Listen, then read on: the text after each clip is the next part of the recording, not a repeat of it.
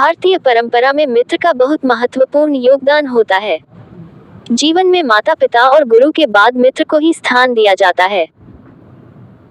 मित्र ही हमारे जीवन में एक ऐसा व्यक्ति होता है जिसके साथ हम अपने सुख दुख को बांट सकते हैं। जीवन में कितनी ही कठोर परिस्थिति हो, मित्र हमेशा साथ देते हैं। हिंदू सभ्यताओं में मित्रता को लेकर कई सारी कहानियां प्रचलित है और इन्हीं कहानियों में से एक है श्री कृष्ण और सुदामा की कहानी। जब कभी मित्रता की बात होती है तो कृष्ण और सुदामा की मिसाल दी जाती है।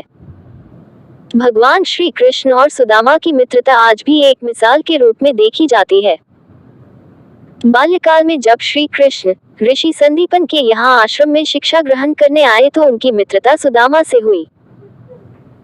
श्री कृष्ण एक राज परिवार के राजकुमार थे और सुदामा गरीब ब्राह्मण परिवार में पैदा हुए थे, लेकिन फिर भी श्री कृष्ण और सुदामा की मित्रता आज भी प्रसिद्ध है। शिक्षा दीक्षा समाप्त होने के बाद श्री कृष्ण राजा बन गए और सुदामा का विवाह हो गया और वे गांव में ही धर्म कर्म के कार्य करके अपना जीवन यापन करने लगे। परेशानियां आने लगी। जब सुदामा की पत्नी को पता चला कि राजा कृष्ण सुदामा के मित्र है तो उन्होंने श्री कृष्ण से उनकी आर्थिक स्थिति ठीक करने के लिए मदद मांगने को कहा और सुदामा को श्री कृष्ण से मिलने भेजा। अपनी पत्नी की जिद के आगे सुदामा की एक न चली और वे श्री कृष्ण से मिलने द्वारिका पहुंच गए। द्वारिका को देख वे हैरान रह गए। वह सभी लोग सुखी और संपन्न थे।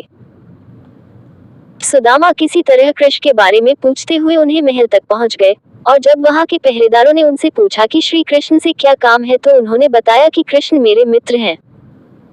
ये जानकारी द्वारपालों ने जब श्री कृष्ण को दी कि कोई सुदामा नामक ब्राह्मण उनसे मिलने आया है, तब राजा कृष्ण अपने मित्र के आने की खबर पाकर स्वयं ही नंगे पैर उनसे मिलने के लिए दौड़ पड़े। मित्र सुदामा की दयनीय हालत देखकर भगवान कृष्ण के आंसू थमने का नाम नहीं ले रहे थे। भगवान श्री कृष्ण ने उन्हें गले से लगा लिया और उन्हें अपने महल में लेकर गए। भगवान श्री कृष्ण ने सुदामा को अपने स्थान पर बैठाया और स्वयं नीचे बैठकर अपने आंसुओं से सुदामा के पैर धुलवाए।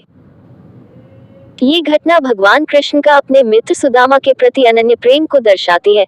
इसीलिए कृष्ण और सुदामा की दोस्ती की मिसाल दी जाती है।